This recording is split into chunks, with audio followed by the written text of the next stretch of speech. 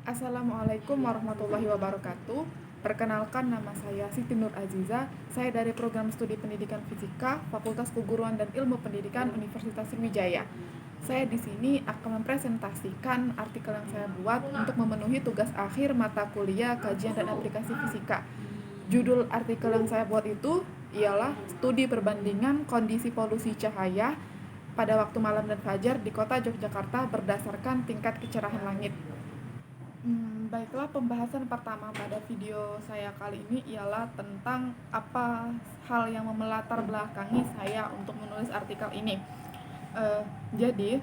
Pengamatan astronomi itu merupakan pengamatan terhadap benda-benda langit. Eh, Contohnya itu pengamatan awal bulan atau pengamatan gerhana matahari atau pengamatan gerhana bulan dan sejenisnya. Jadi pada intinya itu pengamatan astronomi itu merupakan pengamatan yang dilakukan dengan cara mengamati benda-benda langit dengan tujuan tertentu. Sebelum melakukan pengamatan astronomi itu, biasanya peneliti itu mengetahui terlebih dahulu bagaimana kondisi langit pada saat itu. Kenapa demikian? Karena idealnya pengamatan astronomi itu dilakukan ketika langit itu berada dalam kondisi yang gelap atau ketika magnitudo langit itu sekitar angka 22. Jadi eh, ketika langit itu dalam kondisi yang gelap, maka peneliti itu tidak mengalami hambatan untuk mengamati benda-benda langit. Nah, sebaliknya, jika kondisi langit itu dalam kondisi yang terang atau kondisi yang cerah, maka itu akan menghambat peneliti dalam mengamati benda-benda langit. Nah, jadi untuk mengetahui apakah kondisi langit itu gelap atau terang, maka peneliti itu harus terlebih dahulu mengukur tingkat kecerahan langit. Pengukuran tingkat kecerahan langit ini bertujuan untuk mengetahui apakah langit tersebut dalam keadaan yang gelap atau dalam keadaan yang terang. Nah, biasanya walaupun dalam kondisi malam, walaupun pada saat malam, langit itu tidak bisa dikatakan itu gelap. Langit yang kita katakan gelap itu belum tentu gelap, karena sebenarnya langit yang gelap itu langit yang melihatkan atau menampakkan bintang-bintang secara jelas. Sedangkan langit-langit yang kita lihat pada sekarang ini, di zaman yang modern ini, langitnya itu sudah terkontaminasi dengan polusi cahaya. Nah, jadi pembahasan selanjutnya itu polusi cahaya. Jadi tingkat kecerahan langit itu sangat berkaitan dengan polusi cahaya. Mengapa saya berkata demikian? Karena ketika langit dalam kondisi yang sangat cerah, itu berarti langit itu didominasi dengan polusi cahaya. Jadi keberadaan polusi cahaya itu membuat langit itu dalam kondisi yang terang. Nah, ketika langit dalam kondisi yang terang ini yang sangat tidak ideal untuk digunakan dalam pengamatan astronomi. Nah, berbicara tentang pengukuran tingkat kecerahan langit, jadi para peneliti itu biasanya mengukur tingkat kecerahan langit itu dengan menggunakan sebuah alat fotometer bernama SQM atau Sky Quality Meter. Jadi alat tersebut itu mengeluarkan besaran kegelapan langit yang dalam satuan MPDBP atau magnitudo per detik busur persegi. Jadi biasanya dari besaran yang dikeluarkan itu kita tahu jadi langit itu dalam kondisi yang bagaimana. Jadi ketika kita tahu langit itu dalam kondisi yang bagaimana, kita tahu tingkat kecerahan langitnya, kita juga bisa mengetahui bagaimana kondisi polusi cahaya yang terjadi. Nah, selain dengan menggunakan alat Sky Quality Meter itu, ada juga satu penelitian yang meneroboskan hal baru. Dia mencoba menggunakan kamera smartphone untuk mengukur kecerahan langit. Jadi dia mengkorelasikan hasil dari kamera smartphone dengan hasil dari SQM, dan hasilnya itu bisa selaras. Jadi bisa dikatakan bahwa kamera smartphone juga bisa digunakan untuk mengukur kecerahan langit dengan cara gambar yang ditangkap oleh kamera smartphone diekstrak red, blue, dan green-nya dengan software tracker dan Microsoft Excel, sehingga didapatkan nilai luminance. Nah, nilai luminance itu yang akan menghasilkan tingkat kecerahan langit yang kita ukur. Jadi dari apa yang saya jelaskan tadi, saya itu kan sebelumnya sudah berkata bahwa pengamatan astronomi itu biasanya dilakukan pada waktu malam ataupun fajar. lebih umumnya pada sekitaran malam dan fajar seperti itu. Jadi di sini artikel saya itu saya mencoba untuk membuat perbandingan, bagaimana sih perbandingan kondisi polusi cahaya yang terjadi pada waktu malam dan pada waktu fajar di satu kota yang sama. Apakah polusi cahaya pada waktu malam dan pada waktu fajar itu sama? Apakah berbeda? Apakah lebih dominan pada waktu malam? Apakah lebih dominan pada waktu fajar? Maka saya ingin mengetahui, dengan itulah mengapa saya menulis artikel ini, agar saya mengetahui bagaimana perbandingan kondisi polusi cahaya yang biasa terjadi pada waktu malam dan fajar di satu kota yang sama. Adapun rumusan masalah pada artikel saya ini ialah bagaimana perbandingan kondisi polusi cahaya pada waktu malam dan fajar di kota Yogyakarta berdasarkan tingkat kecerahan langit. Kemudian tujuannya itu untuk mengetahui perbandingan kondisi polusi cahaya pada waktu malam dan fajar berdasarkan tingkat kecerahan langit. Karena artikel yang saya tulis ini merupakan hasil sintesis artikel-artikel sebelumnya, jadi di sini saya akan menjabarkan dua artikel yang dimana saya mengambil data dari kedua artikel ini. Jadi artikel yang pertama itu berjudul Waktu Subuh Tinjauan Pengamatan Astronomi oleh Dani Herdiwijaya pada tahun 2017. Jadi penelitian beliau mengukur kecerahan langit menggunakan fotometer SQM di 4 lokasi, di Observatorium Bosca, di Cimahi, di Yogyakarta, dan di Kupang. Tetapi pembahasan beliau pada artikel beliau itu hanya menekankan tentang kondisi kecerahan langit di kota Kupang. Maka kesimpulan beliau itu hanya menerangkan kondisi polusi cahaya di kota Kupang, lebih menekankan di kota Kupangnya. Tetapi di artikel beliau juga tertulis data kecerahan langit di 4 kota yang saya sebutkan tadi. Maka dari artikel beliau ini saya mengambil data kecerahan langit pada kota Yogyakarta.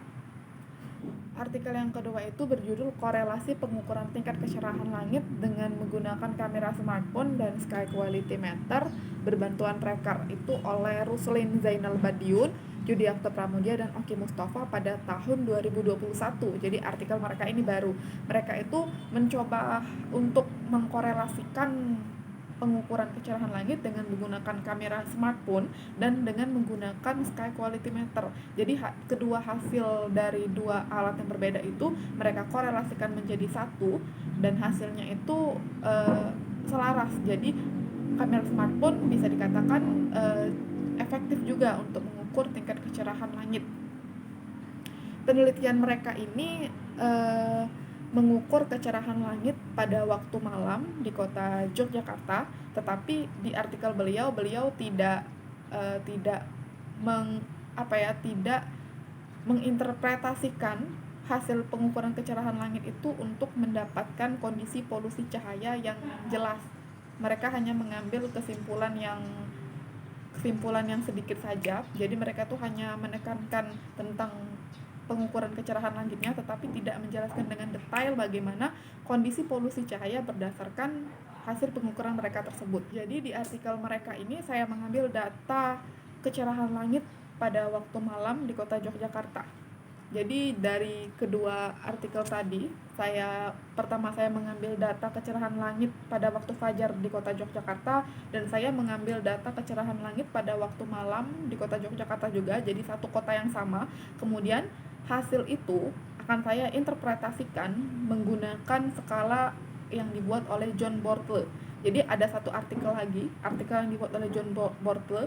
Dia mengklasifikasikan skala keadaan langit menjadi 9 skala, dan skala itu sudah disederhanakan menjadi 5 skala. Jadi saya akan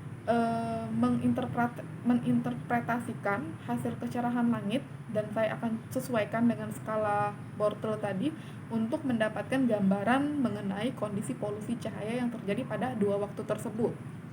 Jadi ini merupakan data yang saya ambil dari dua artikel yang berbeda. Ada angka kecerahan langit pada waktu malam dan angka kecerahan langit pada waktu fajar. Tapi ini di satu kota yang sama, yaitu di kota Yogyakarta. Jadi saya mengambil data dalam 7 hari. Jadi pada waktu malam itu bisa kalian lihat dari hari pertama sampai hari ke-7 itu angka kecerahan langitnya itu mulai dari 16,7, 17,3, 17,5, 17,5 lagi, 17,4, 18 dan 18. Dan untuk pada waktu fajar itu bisa kalian lihat juga dari hari ke-1 sampai hari ke-7 itu angka kecerahan langitnya itu dari 7, 9, 12, 15, 18, 19 dan 20. Nah, dari kedua data ini akan saya interpretasikan dan saya sesuaikan dengan skala Bortle. Bisa kalian lihat juga skala Bortle ini sudah disederhanakan dari 9 kategori menjadi 5 kategori yang mempunyai gambaran masing-masing mengenai polusi cahayanya, ada keterangannya. Baik, ini merupakan kecerahan langit yang sudah saya sesuaikan dengan skala Bortle. Jadi bisa dilihat pada waktu malam itu hari ke-1, 2, 3, 4, dan 5 itu kecerahan langitnya itu termasuk dalam kategori kelima, yaitu kalau kategori kelima itu polusi cahayanya itu sudah dominan, polusi cahayanya itu sudah banyak, sudah menyeluruh, bisa dikatakan seperti itu. Dan untuk hari ke-6 dan ke-7 itu polusi cahayanya itu sedikit polusi cahayanya itu lebih berkurang sedikit lah dari kategori kelima tadi, tetapi polusi cahayanya itu sudah menyebar juga ke semua arah walaupun tidak mendominasi. Kemudian untuk kecerahan langit pada waktu fajar itu bisa dilihat dia pada hari ke-1, 2, 3, dan 4 itu kecerahan langitnya itu termasuk dalam kategori kelima. Nah, tadi sudah saya katakan kategori kelima tadi kan polusi cahayanya sudah dominan, sudah menyeluruh. Kemudian untuk hari kelima dan 6 pada waktu fajar ini kategorinya itu dalam kategori keempat. Dia berkurang sedikit tetapi sudah menyebar juga ke semua arah, cuman tidak mendominasi dan tidak menyeluruh. Dan untuk hari ke-7 di waktu fajar ini polusi cahayanya itu sedikit berkurang lagi, dia termasuk dalam kategori ketiga, di mana kategori ketiga ini polusi cahayanya itu mencapai 35 derajat dari cakrawala. Jadi dari hasil yang saya dapatkan tadi, kesimpulan yang bisa saya ambil yaitu tidak terdapat perbedaan yang signifikan terhadap perubahan kecerahan langit pada waktu malam dan fajar di kota Yogyakarta tersebut. Dan kesimpulan yang kedua itu polusi cahaya di kota Yogyakarta itu lebih dominan terjadi pada waktu malam hari dibandingkan pada waktu fajar. Sebenarnya kedua kondisinya itu hampir sama, hanya yang lebih mendominasi polusi cahayanya itu pada waktu malam dibandingkan pada waktu fajar berdasarkan data yang sudah saya sesuaikan tadi dengan skala Bortle. Kalau berdasarkan dari artikel-artikel yang saya baca, memang polusi cahaya itu lebih mendominasi pada waktu malam hari. Karena pada waktu malam hari itu terdapat penerangan-penerangan yang berlebihan dari bumi, dari tangan-tangan manusia. Contohnya itu lampu jalan atau kendaraan yang lampunya itu menyorot sangat terang. Jadi cahaya-cahaya berlebihan ini yang akan menjadi polutan bagi kondisi gelapnya langit.